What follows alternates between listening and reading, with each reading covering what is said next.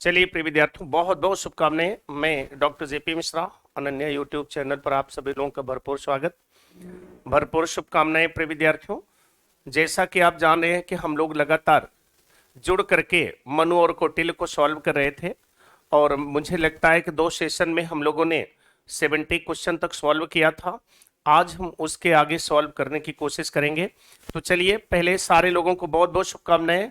सभी को फटाफट सेशन को शेयर करिए। आप सभी लोग तुरंत शेयर करिए प्रिय विद्यार्थियों, और सारे लोग बिल्कुल एक दूसरे को शेयर करते हुए फटाफट जोड़ने की कोशिश करिए। चलिए तुरंत, बिल्कुल। आप देख रहे हैं मनु और कौटिल्य पर हम लोग क्वेश्चन पेपर कर रहे थे। इसमें हमने 70 क्वेश्चन तक आपको हल करवाया था ना। 70 क्वेश्चन तक मैंने हल करवाया था। आज हम 71 क्वेश्चन लेकर के चलेंगे।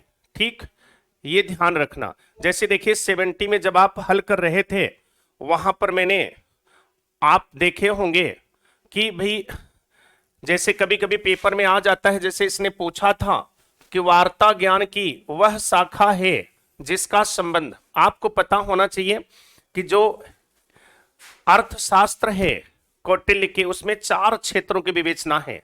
आनवेश की, त्रयी, वार्ता, दंड नीति, ये 4 क्षेत्र होते हैं, ध्यान रखना। जिसमें आनवेश की क्या है, तर्क और दर्शन की विवेचना है। ठीक, त्रयी क्या है, धर्म अधर्म, और उसके बाद में अगर आप देखेंगे तो जो विशेष उपदेश से संबंधित चीजें होती हैं वह इसमें सम्मिलित हो जाती हैं। फिर कहता है वार्ता, वार्ता में व्यापार और जो अन्य चीजें होती हैं उत्पादन की गतिविधियों से जो संबंधित होती हैं वो सब आप देख रहे हैं वार्ता से संबंधित होते हैं। और दंड नीति में राज्य के शासन प्रशासन की कला का चित्रण किया जाता है। तो आनवीज की, त्रयी, वार्ता, दंड नीति, ध्यान रखना। आप कहते हैं आनवीज की, त्रयी, आनवेज की, जैसे आप कहते हो आनवेज की, त्रयी, वार्ता, ठीक, आनवेज की, त्रयी, वार्ता, दंड नीति, ये 4 क्षेत्र होते हैं प्रिय विद्यार्थियों। और इन्हीं की विवेचना में वार्ता आपसे पूछ रहा है जो व्यापार और उत्पादन से संबंधित गतिविधियों से संलग्न होता है, यही आपसे पूछ रहा था और आपने उसमें भी आंसर भरा हुआ था। अब हम लोग विदाउट एनी हेजिटेशन तुरंत हम आ जाते हैं और 71 के क्लास में तुरंत पहुंचते हैं।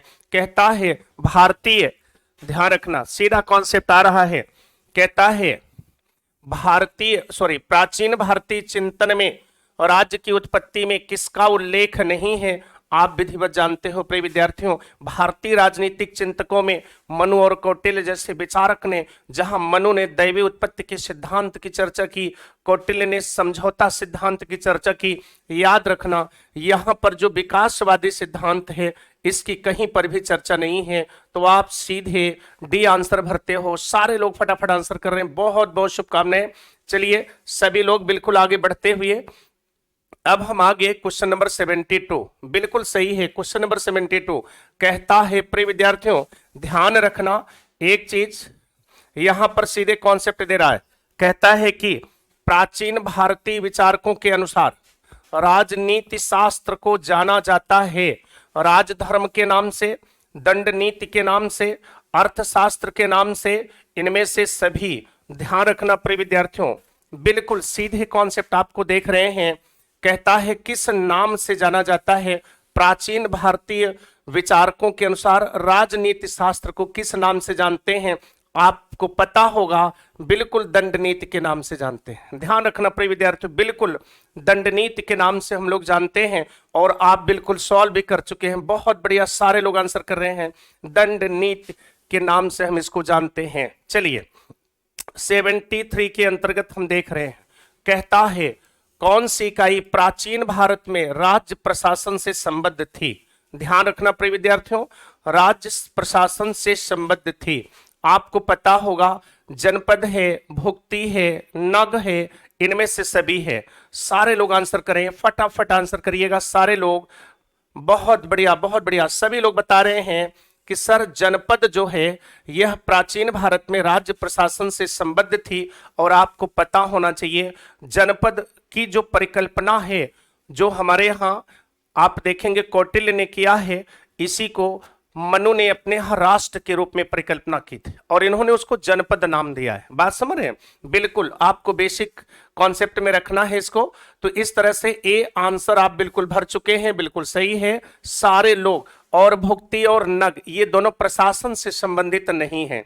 चलिए क्वेश्चन नंबर 74 में कहता है कौन मंडल का अंग नहीं है? कहता है सामंत, अरि, मित्र, विजगीष।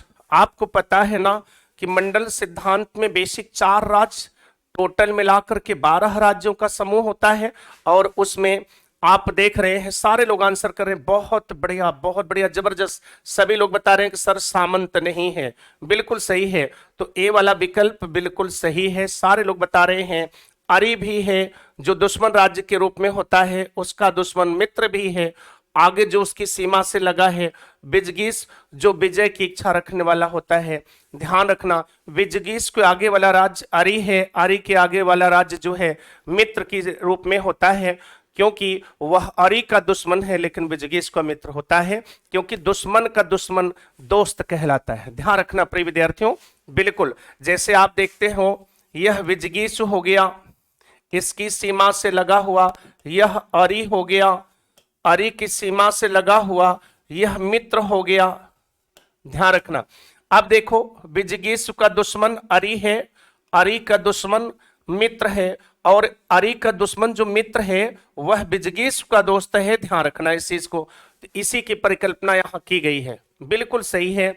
चलिए हमने आपको पूरा विस्तार से समझाया था। 75 में कहता है हिंद स्वराज में गांधी जी व्यक्ति और साथ समाज के लिए सदजीवन की संकल्पना को निरूपित करते हैं। बहुत बढ़िया। द हिंद स्वराज भारत में औपनिवेशिक राज्य के विरुद्ध गांधी की एक लंबे संघर्ष के अनुभव का परिणाम था।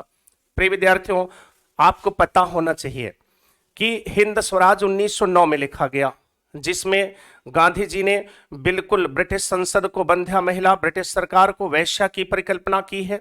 और गांधी जी भारत में आते हैं 9 जनवरी 1915 को। ठीक, अब यहां लिख रहा है कि द हिंद स्वराज में औपनिवेशिक राज्य के विरुद्ध गांधी जी के लंबे संघर्ष का अनुभव है, तो ये बिल्कुल गलत है। द हिंद स्वराज यहां लिखना चाहिए द हिंद स्वराज।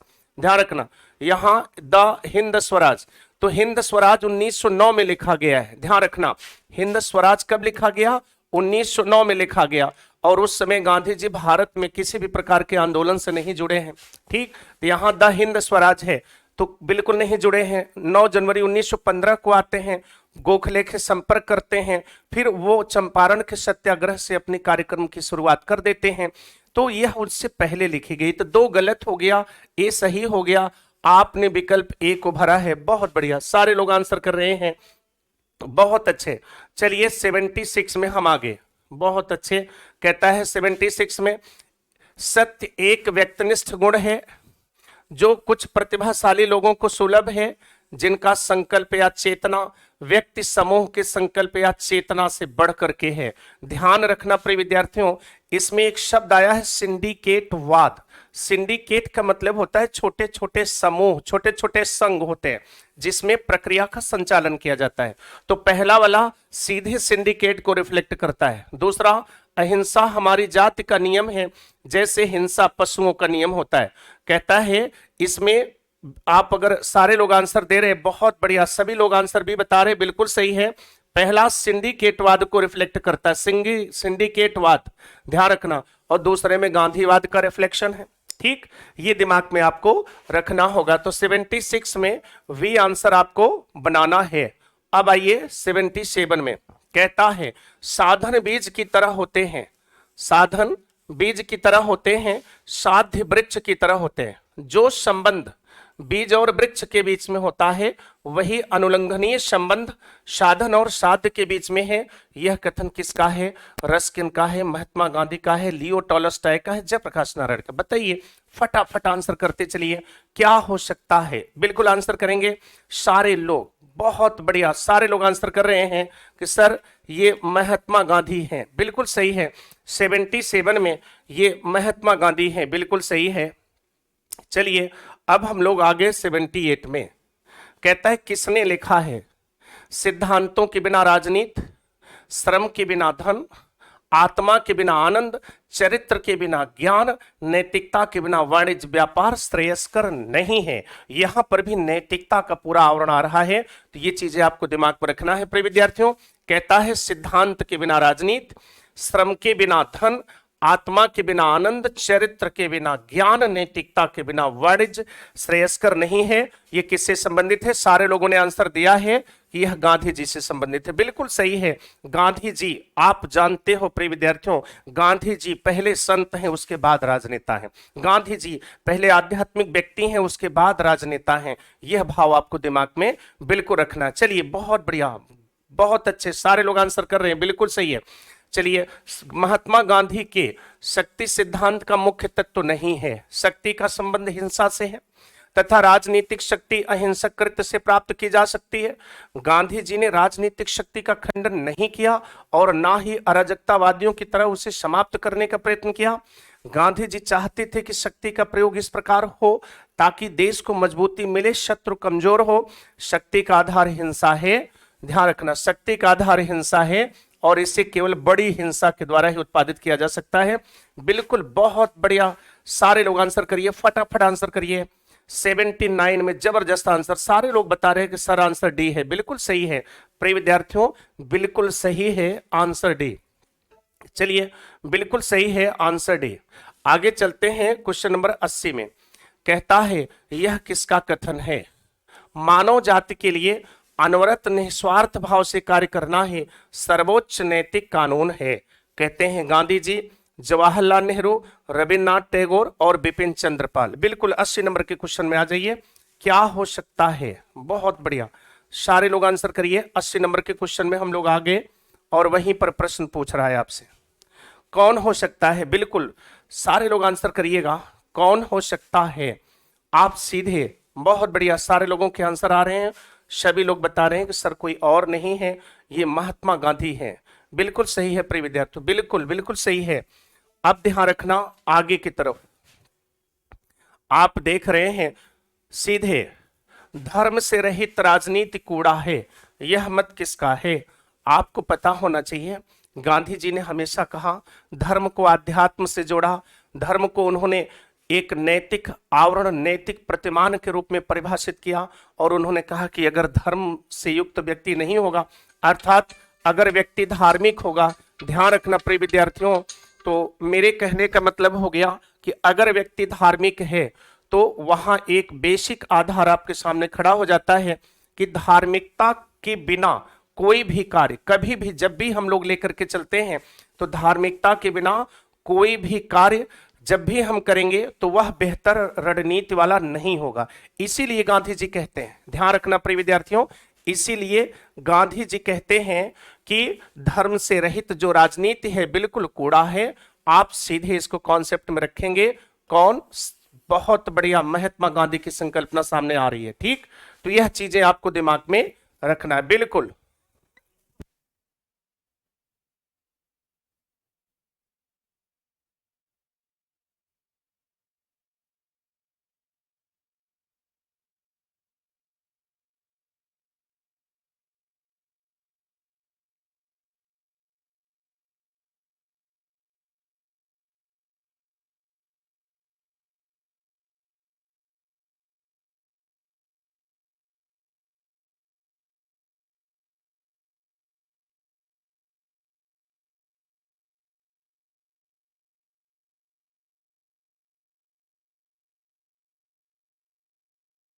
आप देख रहे हैं, बिल्कुल बिल्कुल आप देख रहे हैं यहाँ पे सीधे महात्मा गांधी आप लोगों ने भी भरा है।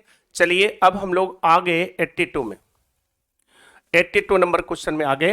कहता है गांधी जी के अहिंसा सिद्धांत, गांधी जी के अहिंसा सिद्धांत के निम्न में से क्या लक्षण है? यह निष्क्रिय नहीं है, इसका मूल सिद्धांत सत्य है, यह दुर्बलों का शस्त्र है।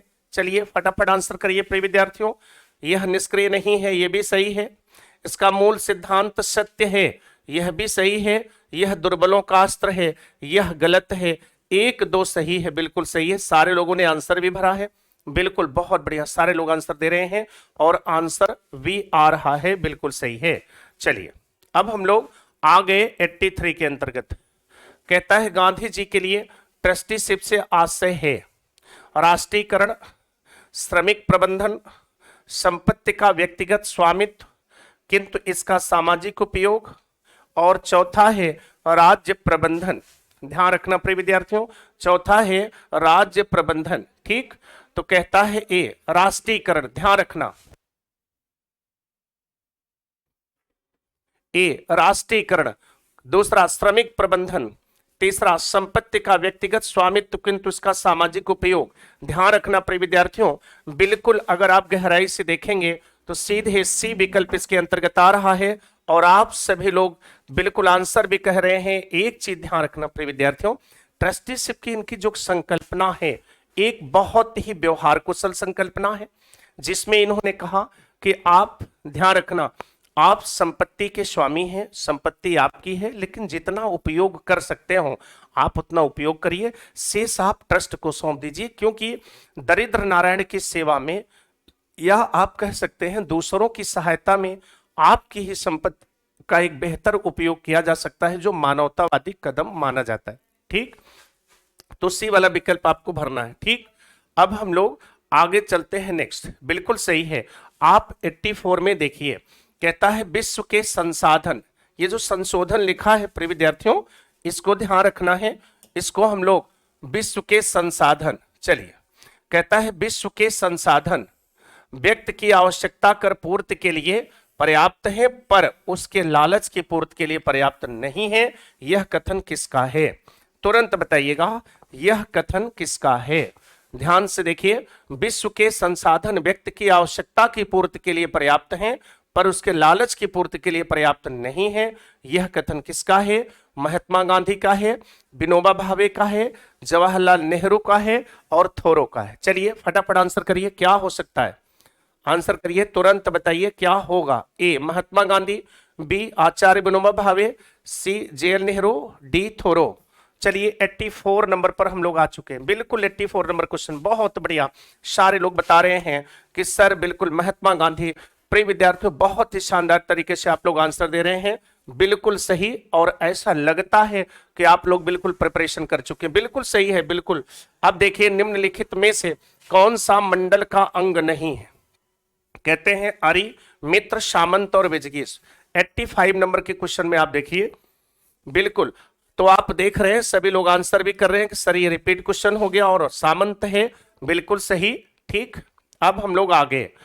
कहता है 86 में दंड नीति संसार को नियंत्रण में रखती है, यह समस्त बुराइयों को नष्ट करती है जिस प्रकार सूर्य अंधकार को नष्ट करता है।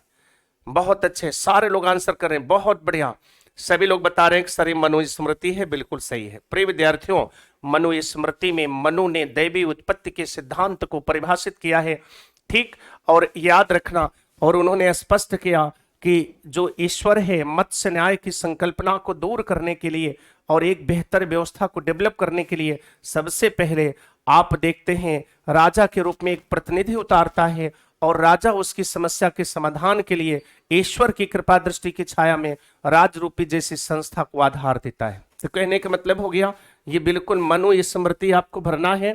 ठीक, अब हम लोग आ गए सीधे 87 पर, और आप देखते हैं प्राचीन भारतीय राजनीतिक चिंतन में राज्य की उत्पत्ति, ध्यान रखना, राज्य की उत्पत्ति विषयक सिद्धांतों में निम्न में से किसका उल्लेख नहीं मिलता? ठीक, तो ये भी रिपीट हो गया है क्वेश्चन। आप बिल्कुल देख रहे हो, सारे लोग आंसर कर रहे हैं फिर भी कि सर विकासवादी सिद्धांत है, दैवी उत्पत्ति मनु, शक्ति और सामाजिक समझौता कौटिल्य। ध्यान रखना, इसको मनु ने प्रस्तुत किया, इन दोनों को कौटिल्य ने प्रस्तुत किया और इसको किसी ने नहीं प्रस्तुत किया। ध्यान रखना, जो विकासवादी सिद्धांत है इसको किसी ने भी प्रस्तुत नहीं किया, बिल्कुल सही है। अब चलिए हम लोग आगे 88 नंबर क्वेश्चन में। 88 नंबर क्वेश्चन में कहता है किसको साम्राज्यवाद का समर्थक बताया जाता है? साम्राज्यवाद का समर्थक बताया जाता है। प्रिय विद्यार्थियों, यहां दो विचारक सामने आते हैं। साम्राज्यवाद का समर्थक आपका कौटिल्य भी है, लेकिन साम्राज्यवाद का जो समर्थक है जिसको फांसीवादी विचारक भी कहते हैं, आप प्लेटो को ही भरते हैं, क्योंकि प्लेटो पर ही अनुमति है और प्लेटो पर सबसे पहले आरोप लगाया है। कार्ल जिप्पापर जैसा विचारक आरोप लगाता है और अन्य सारे लोग इन पर साम्राज्यवादी सत्ता का समर्थन करने वाला और फांसीवादी विचारधारा को प्रमोट करने वाला विचारक इनको माना है। किसको? प्लेटो को। तो आप बी आंसर को भरिएगा। बिल्कुल बी आंसर को आप भर भी रहे हैं, बहुत अच्छे। चलिए 89 में कहता है योगक्षेम का क्या अर्थ है? प्रिय विद्यार्थियों, ये योगक्षेम का अर्थ होता है कि जो कार्य आप कर चुके हैं, जो चीजें आपको मिल चुकी हैं, आप उनको सुरक्षित करिए और जो चीजें नहीं मिली हैं आप उनको प्राप्त करने का प्रयास करिए।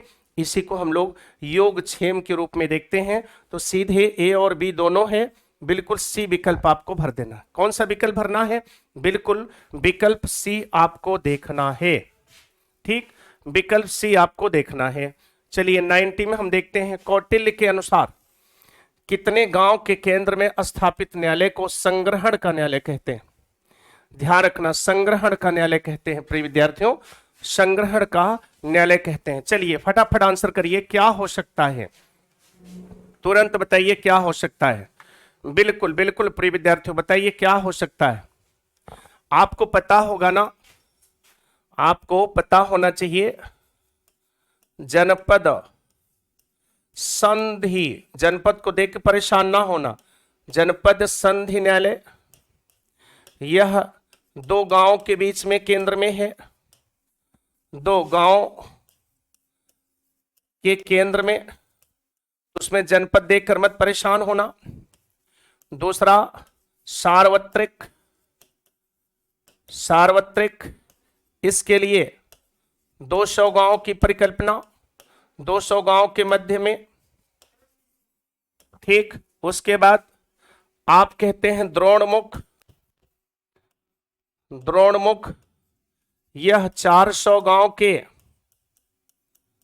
400 गांव के मध्य में। ठीक, उसके बाद स्थानीय, स्थानीय जो न्यायालय है 800 गांव के बीच में है, 800 गांव के मध्य में है। तो जनपद संधि न्यायालय उसको हम बोलते हैं, दो गांव के बीच में है, और सार्वत्रिक 200 गांव के बीच में है, द्रोणमुख 400 गांव के बीच में है, स्थानीय 800 गांव के बीच में है। और आपसे ध्यान, और हाँ एक चीज ध्यान से उतर गया, जो इस पर पूछा है संग्रहण, इसी जनपद और सार्वत्रिक के बीच में संग्रहण को लिख लो, इसी इन्हीं के बीच में ही हम संग्रहण को लिख दे रहे हैं। संग्रहण का जो न्यायालय है वो 10 गांव के बीच में है, 10 गांव के बीच में है। जनपद संधि 2 गांव की सीमा पर है, 2 गांव के बिल्कुल सीमा पर है। संग्रहण 10 गांव के बीच में है, और सार्वत्रिक जिसे खारवटिक भी कहते हैं 200 गांव के मध्य में है, द्रोणमुख 400 गांव के मध्य में है, स्थानीय 800 गांव के मध्य में है। ध्यान रखना इस चीज को, तो ये कॉन्सेप्ट आपको दिमाग में रखना है। तो यहां सीधे आपको 10 गांव बिल्कुल कॉन्सेप्ट में रख लेना है, बिल्कुल सही है। चलिए क्वेश्चन नंबर आ गया है, निम्नलिखित में कौन से विषयों पर कौटिल्य और मैकियावेली के बीच असमानता है? कौन से विषयों पर कौटिल्य और मैकियावेली के बीच में असमानताएं हैं? चलिए बताइए,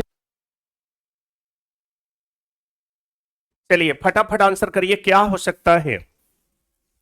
देखिए राजा के संबंध में भी अंतर है, निरंकुश राजा की परिकल्पना जरूर है, लेकिन मैकियावेली के राजा के ऊपर कोई नियंत्रण नहीं है। लेकिन हमारे जो कौटिल्य हैं वह कहीं न कहीं कल्याणकारी राज्य की परिकल्पना से अपने राजा के संबंध में एक अलग अवधारणा प्रस्तुत करते हैं। निरंकुशता को सामने रखते हुए भी वे निरपेक्ष निरंकुशता की बात नहीं करते।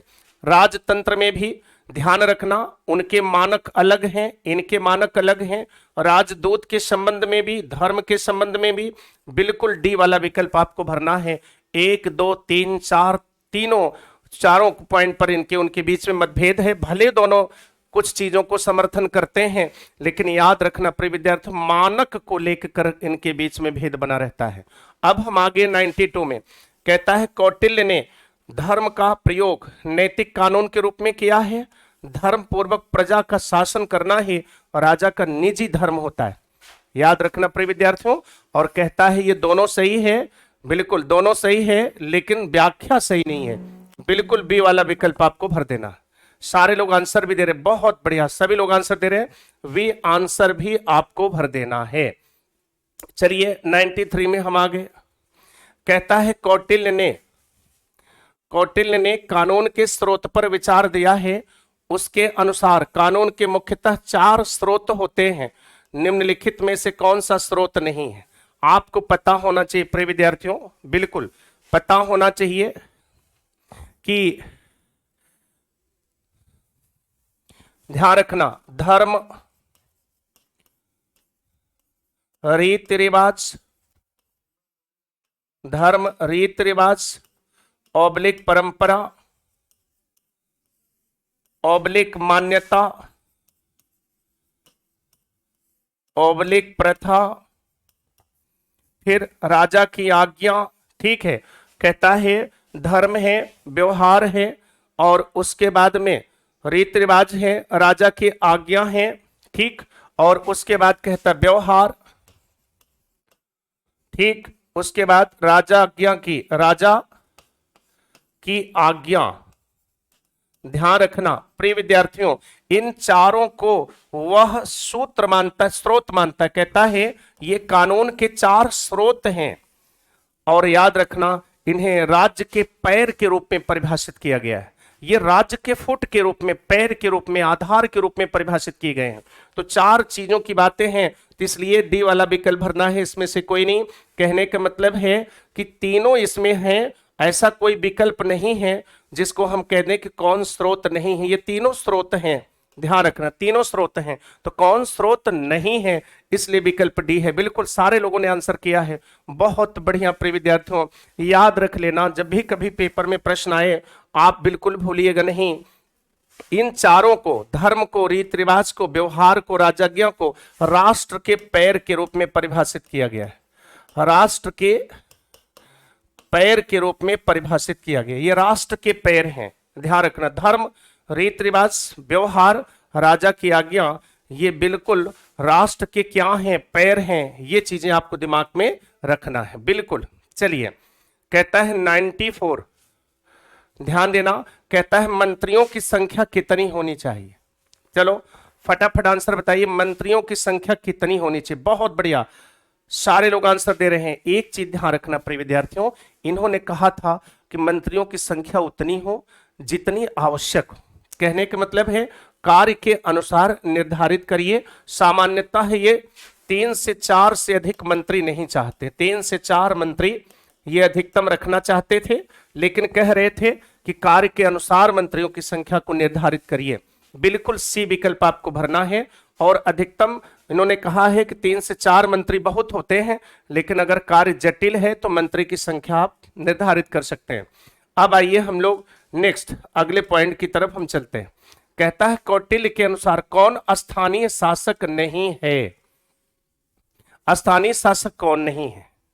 प्रिय विद्यार्थियों, स्थानीय शासक 3 होते हैं। कौटिल्य ने स्थानीय शासक 3 माने हैं। कौन कौन? पहला गोप, दूसरा स्थानिक, तीसरा नगराध्यक्ष। तीसरा कौन है? नगराध्यक्ष। तो आप देख रहे हैं इसमें कौन सा नहीं होगा? कोषाध्यक्ष नहीं होगा। ध्यान रखना प्रिय विद्यार्थियों, सारे लोग आंसर भी कर रहे हैं, बिल्कुल कोषाध्यक्ष नहीं होगा इसमें, ये ध्यान रखना, ठीक। और अगर आपसे कोई कहे ये गोप कौन होता है, आप कहते हैं 5 से 10 गांव का ये मुखिया होता है। गोप कौन है? आप कहते हैं 5 से 10 गांव का ये मुखिया है। गोप 5 से 10 गांव का यह अधिकारी होता है, गांव का यह अधिकारी है। ध्यान रखना, कौन? ये गोप। और स्थानिक कहता है जिले के सभी गोप इसके अंतर्गत होते हैं। जिले के सभी गोप, जिले के सभी गोप का ये मुखिया होता है। कौन? स्थानिक। याद रखना, गोप 5 से 10 गांव का अधिकारी होता है। आपको बिल्कुल पता होना चाहिए कि यह स्थानीय शासन का प्रमुख, स्थानीय शासन का अधिकारी है, पदाधिकारी है, 5 से 10 गांव के लिए जिम्मेदार है, ठीक। इसके ऊपर स्थानिक होते हैं जो जिले में सारे गोप जिले के जितने भी गोप हैं ये सब स्थानिक के अंतर्गत आते हैं। नगराध्यक्ष, यह नगर का अध्यक्ष होता है। कौन होता है? नगर का अध्यक्ष होता है। ध्यान रखिएगा प्रिय विद्यार्थियों, ये नगर का अध्यक्ष होता है। बिल्कुल इसको कॉन्सेप्ट में ले लेना। तो इस तरह से कोषाध्यक्ष को आपने भरा है, बहुत बढ़िया, बहुत ही जबरदस्त तरीके से। अब आपके सामने आ गया है कॉन्सेप्ट।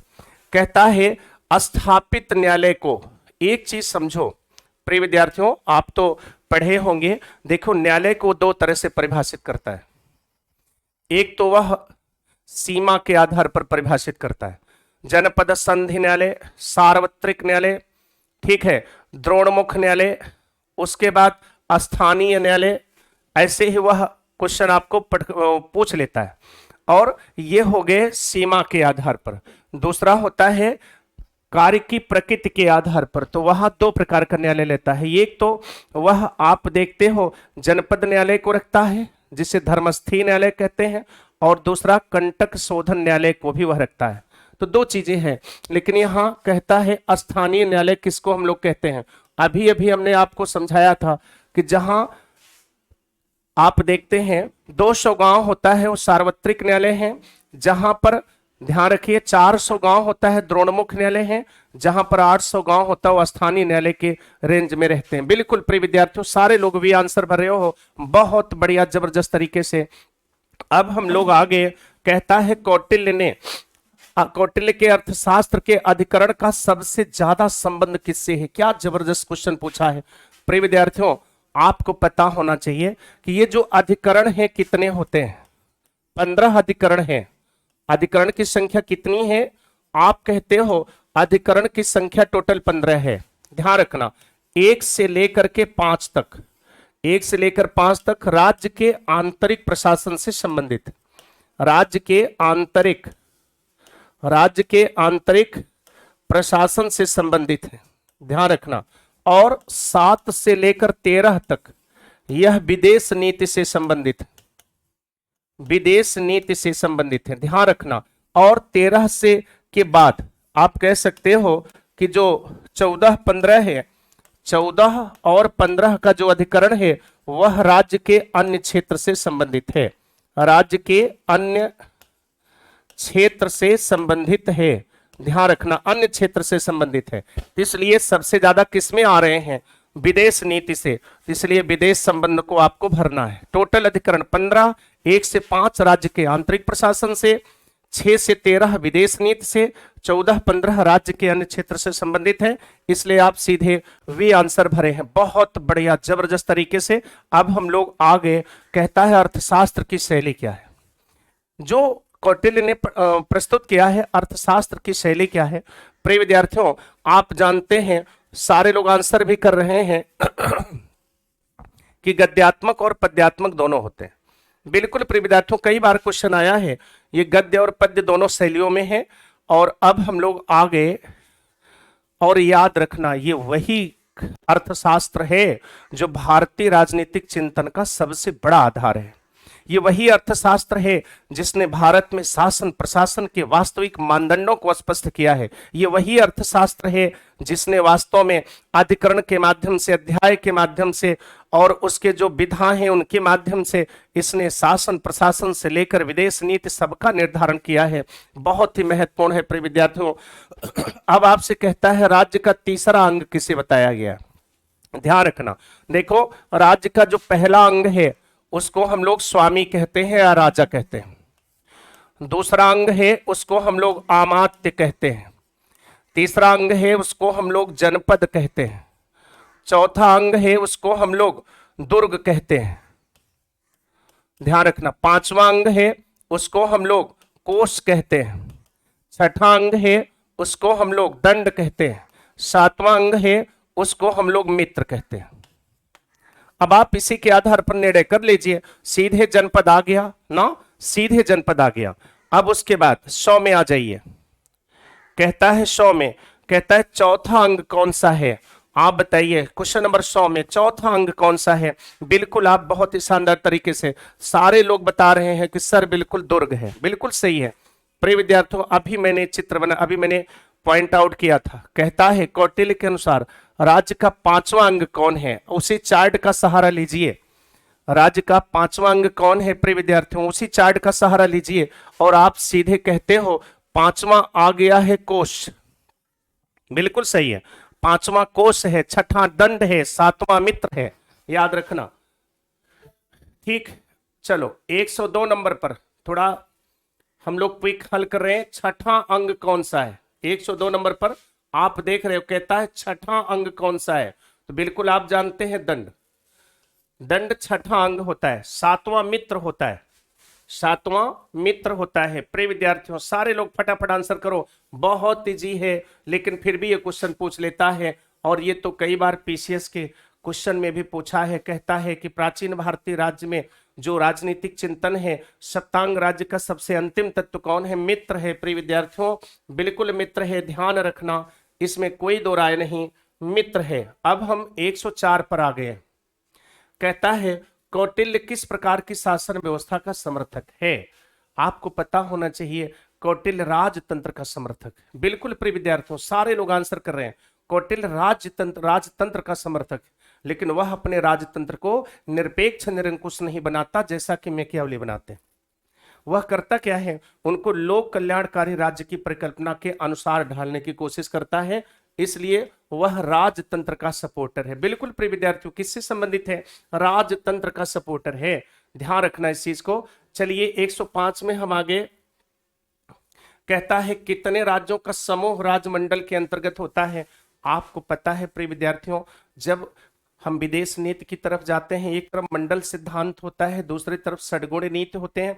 जो मंडल सिद्धांत है दिमाग में रखना प्रिय विद्यार्थियों, वह सीधे सीधे 12 राज्यों का समूह, आप बिल्कुल पढ़े भी हैं, मुख्य 4 राज्य होते हैं और टोटल अगर हम सबको जोड़ें तो 12 राज्य होते हैं। ध्यान रखना 4 राज्य प्रमुख हैं, 12 राज्य हैं, और कौटिल्य ने प्रकृतियों के रूप में 72 प्रकृतियां स्वीकार की है।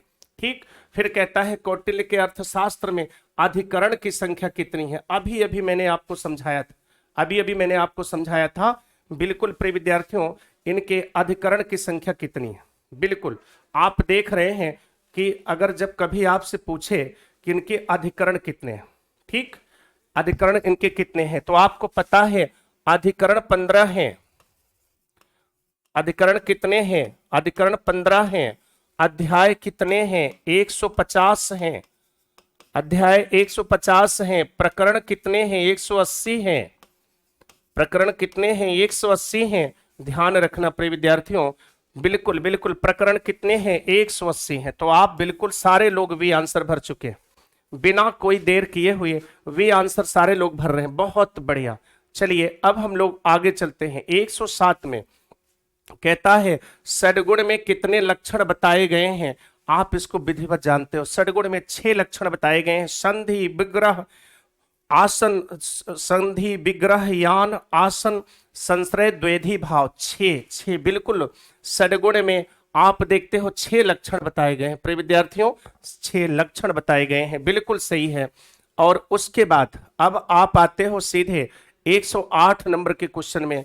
कहता है राज्य की उत्पत्ति के संबंध में कौटिल्य ने सामाजिक समझौते के सिद्धांत को स्वीकार किया है। बिल्कुल सही है। कहते हैं राज्य का उद्देश्य व्यक्ति को उसके पूर्ण विकास में सहायता करना है। बिल्कुल सही है। 108 में आप उठा करके देखिए, बिल्कुल बिल्कुल सही है प्रिय विद्यार्थियों। लेकिन आप एक चीज देखो, दोनों दो बातें कह रहे हैं। एक की बात उत्पत्ति के संबंध की है, दूसरे कार्य के संबंध में है, इसलिए दोनों सही तो हैं लेकिन व्याख्या नहीं है। ध्यान रखना, दोनों सही तो हैं लेकिन व्याख्या नहीं है प्रिय विद्यार्थियों। बिल्कुल 109 में हम आ गए। कहता है कि राज्य के कार्य और शक्तियां, राजा के कार्य और शक्तियां क्या हैं। 109 में राजा के कार्य और शक्तियां कौन से हैं। बिल्कुल ध्यान रखना, दंड देना, आर्थिक, युद्ध, आय व्यय, सब सभी राजा के कार्य हैं, लेकिन वह इनका कार्य अपने मंत्रियों के माध्यम से, अधिकारियों के माध्यम से वह इनको डेवलप करता है। बिल्कुल ध्यान से समझना। 109 में बिल्कुल सारे लोग भर रहे हैं डी आंसर ना। चलिए सारे लोग डी आंसर भर रहे हैं। 110 में आ जाइए प्रिय विद्यार्थियों। कहता है सूची 1 सूची 2 को जरा मिला दीजिए, कौन सा होगा, तुरंत मिलाइए सारे लोग। कहता है औदक दुर्ग, यह पानी से घिरा रहता है। पार्वत दुर्ग पर्वत श्रृंखला से घिरा रहता है। धानवन दुर्ग ऊसर भूमि मरुस्थली से। वन दुर्ग यह चारों ओर वन से जुड़ा रहता है। और आप देखिए ए में 4, बी में 3 और सी में 2, बिल्कुल डी आंसर। सारे लोग आंसर दे रहे हैं बिल्कुल। और याद रखना, अगर इसमें कोई पूछे कि सबसे महत्वपूर्ण दुर्ग कौन सा है, पार्वत दुर्ग को उसने सबसे महत्वपूर्ण दुर्ग माना है, सबसे सुरक्षित दुर्ग माना है। किसको? पार्वत दुर्ग को। ठीक, दिमाग में रखना। 111 आपके सामने आ गया है। कहता है जरा सुमेलित करिए। बिल्कुल सब सही है। अगर आप देखो, बिजगीस विजय की इच्छा रखने वाला, अरि बिजगीस के सामने वाला राज्य, मित्र अरि के सामने वाला राज्य, अरि मित्र मित्र के सामने वाला राज्य। बिल्कुल ए विकल्प आपके सामने आ रहा है। 1 2 3 4 बिल्कुल प्रिय विद्यार्थियों, 1 2 3 4 बिल्कुल सही है। चलिए 112 नंबर के क्वेश्चन है। कहता है देश या काल के निश्चित होने पर की गई घोषणा। देखिए एक चीज ध्यान रखना, 3 युद्ध की परिकल्पना उन्होंने किया है। ध्यान रखना, 3 युद्ध की परिकल्पना उन्होंने किया है। और उसके बाद 3 युद्ध में पहला युद्ध होता है जो नियम के अनुसार चलता है। दोनों सेनाएं आमने सामने रहती हैं, जमकर युद्ध होता है, मानवीयता का पालन होता है पहला। दूसरे में छल प्रपंच द्वारा, साम दाम दंड भेद। तीसरा जहर दे करके, वैश्यावृत्ति में फंसा करके, तूसड़ी युद्ध उसको हम कहते हैं। तो याद रखना ये सब सही हैं, बिल्कुल सही है। 112 में बिल्कुल सही है प्रिय विद्यार्थियों। चलिए 113 नंबर के क्वेश्चन में हम लोग आ गए। कहता है ये संधि के प्रकार हैं। संधि का मतलब होता है 2 या 2 से अधिक राज्यों के बीच संबंध को स्थापित करना। ठीक, वह हीन संधि जिसको शांति संधि कहता है, शांति परक संधि वह कहता है। ठीक, दंडोपनत संधि। ध्यान रखना प्रिय विद्यार्थियों, शांति संधि जब हमारे सामने आती है ना, दिमाग में रखना, शांति संधि जब हमारे सामने आती है, जिसे हम हीन संधि कहते हैं, तो इसके 3 भाग होते हैं। इसके 3 भाग होते हैं। देखो जो हीन संधि है इसके 3 भाग होते हैं। नंबर 1 दंडोपनत संधि। ठीक, नंबर 2 कहता है कोशोपनत संधि, देशोपनत संधि। ध्यान रखना, दंडोपनत, दंडोपनत, कोशोपनत, कोशोपनत। ध्यान रखना क्या कह रहा है, कोशोपनत कहता है दंडोपनत। ठीक है, दूसरा होता है कोशोपनत और तीसरा होता है देशोपनत। देशोपनत, देशोपनत। और ऐसे अगर देखो दंडोपनाता, कोशोपनाता, देशोपनाता ऐसा लिखा मिलता है, लेकिन आप ऐसे समझो दंडोपनत, कोशोपनत, देशोपनत। याद रखना ये तीनों किसके अंतर्गत आते हैं, हीन संधि के अंतर्गत आते हैं। यह हथियार से संबंधित संधि है, यह वित्त से संबंधित संधि है, और देशोपनत जो संधि होता है, ध्यान रखना प्रिय विद्यार्थियों, यहां पर भूमि या क्षेत्र को संधि की विषय वस्तु बनाया जाता है। भूमि या क्षेत्र को संधि की विषय वस्तु बनाया जाता है। देशोपनत में 2 देशों के बीच भूमि या उसमें जमीन को संधि का आधार बनाते हैं। यहाँ राजस्व आधार है, यहाँ हथियार या जो सामग्रियां होती हैं उसके लिए हैं, और ये हीन संधि से संबंधित हैं। ध्यान रखना भूमि संधि अभी आप देख रहे हैं देशोपनत के अंतर्गत, कर्म संधि के मतलब कार्यवाही से संबंधित होते हैं। और याद रखना इसमें 1 2 3 4 सब सही होता है। ध्यान रखना, तो हीन संधि हो गया जिसमें 3 हो गए, दंडोपनत, कोशोपनत, देशोपनत संधि। ठीक, देशोपनत भूमि से संबंधित होता है। ठीक, दिमाग में रखना।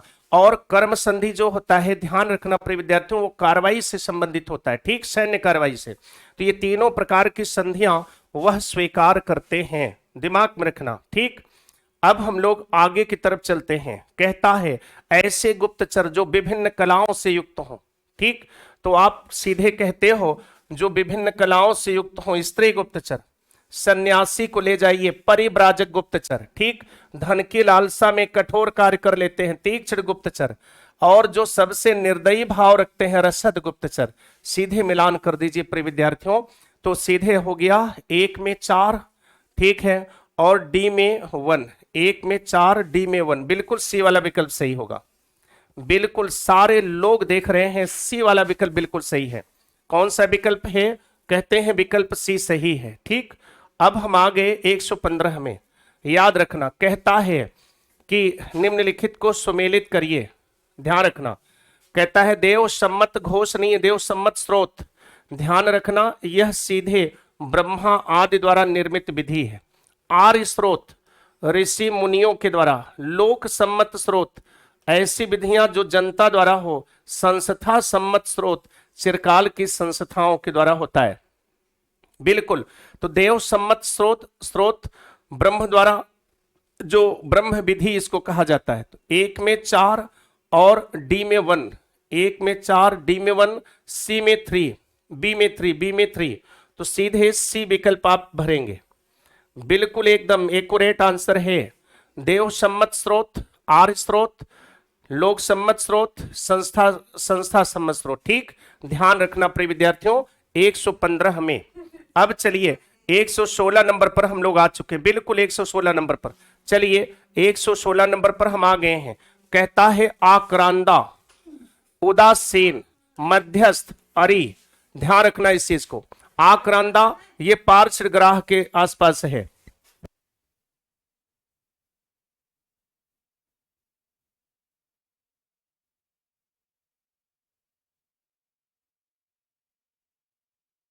चलिए, आक्रांदा है पार्श्व ग्राह के पीछे, उदासीन है बिल्कुल बिजगीश अरि और मध्यम से दूर, और मध्यम है बिजगीश और अरि के बीच में, अरि है बिजगीश के सामने वाला राज्य। बिल्कुल सही है। आप कहते हैं 1 2 3 4, बिल्कुल ए वाला विकल्प है, बिल्कुल सही है। आज प्रिय विद्यार्थियों सारे क्वेश्चन को बिल्कुल एकदम खत्म कर लेना है, इसीलिए मैं चल भी रहा हूं कि आज आप ऊब चुके होंगे कैसे। बड़ा लंबा टेस्ट पेपर था। कहता है कौन अस्थाई गुप्तचर की श्रेणी में आते हैं? ध्यान रखना, इसमें से स्त्री गुप्तचर को निकाल दो, बस सब अस्थाई में आते हैं। 1 2 3 बिल्कुल सही है, ए वाला विकल्प। 117 में जब आप आएंगे प्रिय विद्यार्थियों, 117 में जब आप आएंगे तो बिल्कुल आप देखेंगे कि अगर स्त्री गुप्तचर को हम हटा दें तो बिल्कुल सही है आंसर। ठीक, ये दिमाग में रखे रहना। 117 में बिल्कुल 117 में ए वाला विकल्प है। आगे चलते हैं नेक्स्ट। फिर कहता है 118 में, कहता है 800 गांव का समूह द्रोणमुख कहलाता है। कहता है 400 गांव का समूह स्थानीय कहलाता है। ये दोनों गलत हैं, ध्यान रखना। 200 गांव का समूह सार्वत्रिक है, 10 गांव का समूह संग्रहण है। बिल्कुल 3 और 4, बिल्कुल ध्यान रखना। ठीक, तो बी वाले आंसर में प्रिय विद्यार्थियों बिल्कुल दिमाग में रखिए 3 और 4। ठीक, 3 और 4 बिल्कुल बिल्कुल ध्यान रखिए। अब चलिए हम लोग आगे। कहता है निम्नलिखित में, चलो कहता है निम्नलिखित को सुमेलित करना है। प्रिय विद्यार्थियों आप देख रहे हो थोड़ा आज क्विक आंसर करा रहे हैं क्योंकि 122 आज कंप्लीट हो जाना चाहिए। यान वास्तविक युद्ध से संबंधित है, आसन तटस्थता से संबंधित है, संश्रय बलवान राजा की शरण लेना, द्वैधी भाव एक से संधि दूसरे से विग्रह।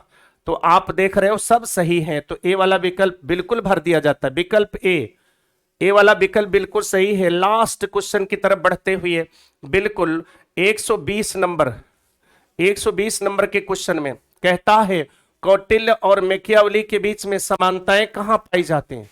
ध्यान रखना प्रिय विद्यार्थियों, कहां समानताएं पाई जाती हैं और उसको आपको बिल्कुल गहराई से देखना है। 120 नंबर के क्वेश्चन में, 120 नंबर के क्वेश्चन में आपको बिल्कुल देखना है बेसिक रूप में। ठीक, तो आप देख रहे हो राजतंत्र में, युद्ध के आवश्यक में, गुप्तचर व्यवस्था में 1 2 3, धर्म के संबंध में उनका भेद है।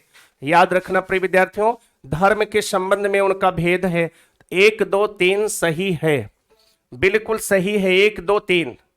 अब आ गया लास्ट क्वेश्चन की तरफ बढ़ते हुए, कहता है कौन सा कथन असत्य है?